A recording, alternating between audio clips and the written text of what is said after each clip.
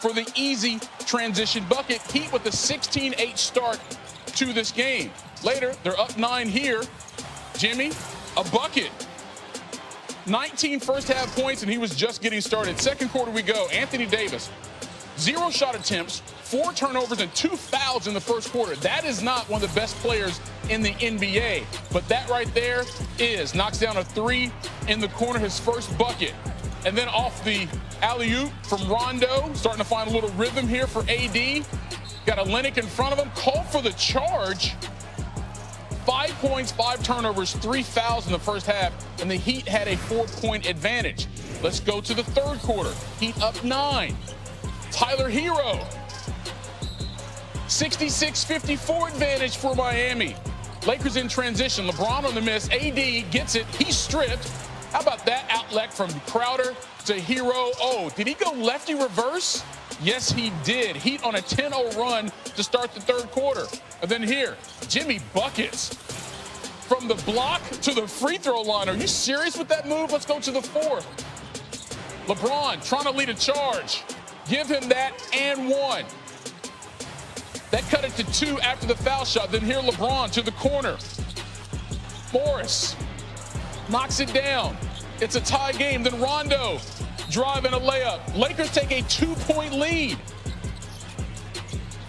But then Butler, wide open Olynyk for the 3, and just like that, Miami takes a 3-point advantage. This would be a back-and-forth affair to start this fourth quarter, and then Miami would start to surge. Olynyk, how about that pass from Jimmy Buckets? All right, it's 101-95. Butler going to work on the post game. Take me back to the 90s NBA basketball. I see you. Heat up 8. And 2 minutes to go. AD finds Morris, top of the key, wide open. Hero late on the closeout. So Lakers are down 5. After Jimmy Butler made 2 free throws, Morris misses the 3. Rebound to Olynyk. So now it's a 7-point advantage. Butler all the way to the rack. He had a 40-point triple-double in this game. Yes, only 3 players in the history of the NBA have had a 40-point triple-double in the NBA Finals. LeBron's one of them. Jerry West was the other, but they lost. Jimmy Butler won his game, 115-104. The lead in the series for LA is now 2-1. Now, I mentioned the 40-point triple-doubles, but let's just go overall triple-doubles in the NBA Finals game against LeBron James. Butler now the 4th player to do it. 3 guys from the Warriors did it. He and KD both notched their first career triple-doubles in those games. All 4 players to accomplish this feat led their team to a win in that game against LeBron.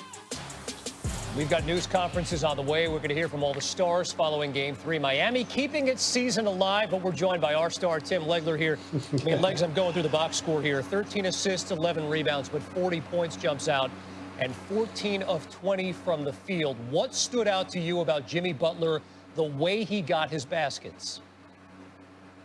Yeah, Kevin, you're going to see a gaudy stat line with Jimmy Butler. And if you didn't see the game, you'll look up tomorrow, you'll pull up the box score, and those numbers you just mentioned will jump out. For me, the 2 biggest numbers on that stat sheet are going to be 20 field goal attempts and 14 free throw attempts, because it shows you that he was being aggressive as a scorer.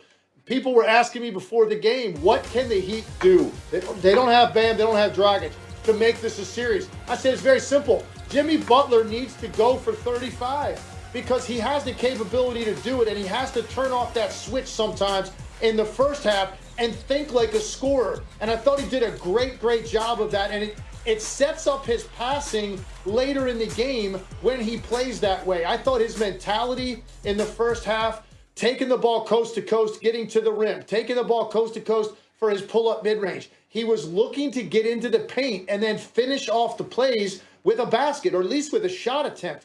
And he needs to do that right now because they're so short-handed, and there are so few guys out there right now that can actually create their own offense. So I just love his approach. I've been screaming for it for 3 games. He finally did it, and he's capable of doing this night in and night out. He really is as a scorer. And then the plays he made late for Olynyk, completely set up by the fact that now the Lakers were taking him seriously as a guy that was looking for his own offense. So he comes off a couple of ball screens, he draws 2 guys with him, and now he makes the plays. So his assist numbers are great too. But none of that is going to be possible if he doesn't put it in the Lakers' heads that he's out there with a different mindset. It's going to be to score, and he creates more help, and now you can make plays for other guys. So I just thought his approach was the way it should be every night for this team. They desperately need him to think this way. It was a monster performance by a guy that was desperate, and he got his team now back in this series. Really incredible. 40 points in, as you said, a must-win. I mean, that's such an overused term, but it was the case for Miami tonight.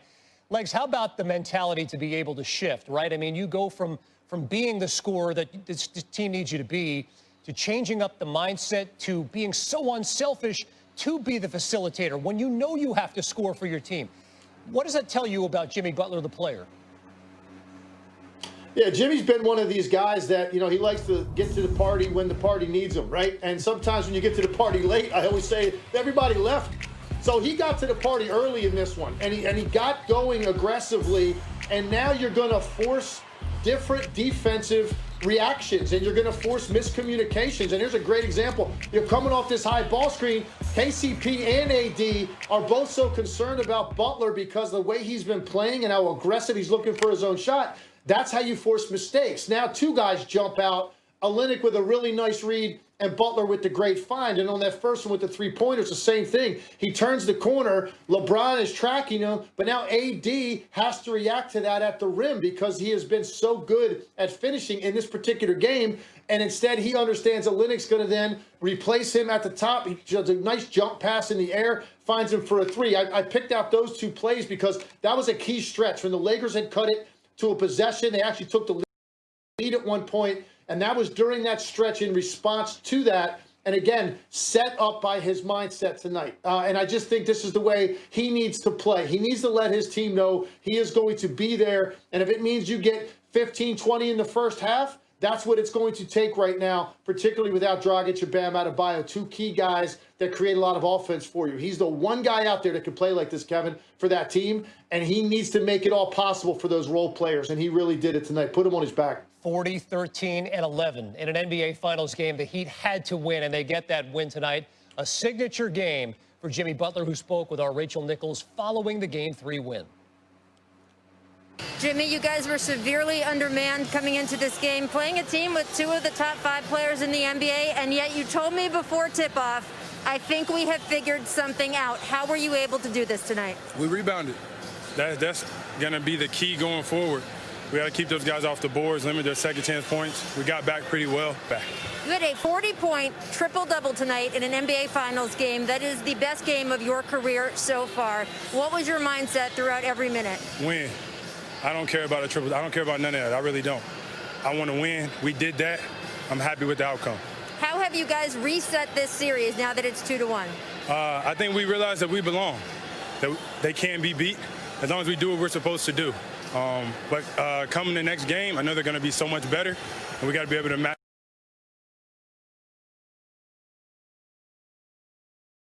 that energy. Congratulations, Jimmy Butler. Appreciate you. All right, so Miami back in the series. The other side of the story here is the Lakers, right? I mean, no Bam Adebayo, no Goran Dragic, and they played, I thought, sluggish throughout the game. 40-something shots from the bench. Is it too democratic at times with the Lakers? In other words, did you want to see LeBron James and especially Anthony Davis take over more? This was one of those nights, Kevin, where I thought the foul trouble Anthony Davis got in really affected his flow and rhythm. And as a result, it affected the Lakers because they've been riding him. And particularly in the first half, he's been so good to start games. And maybe they just were relying upon that because he got in foul trouble, never got going really until the third quarter.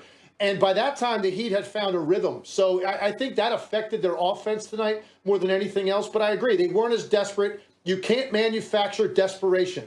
The Heat felt it. The Lakers didn't. And as a result, the Miami Heat have gotten back in this. 115-104, Miami victorious. Eric Spoelstra and the Heat are back in this series, trailing 2-1. Here is the Heat head coach. Live coverage on SportsCenter from Orlando.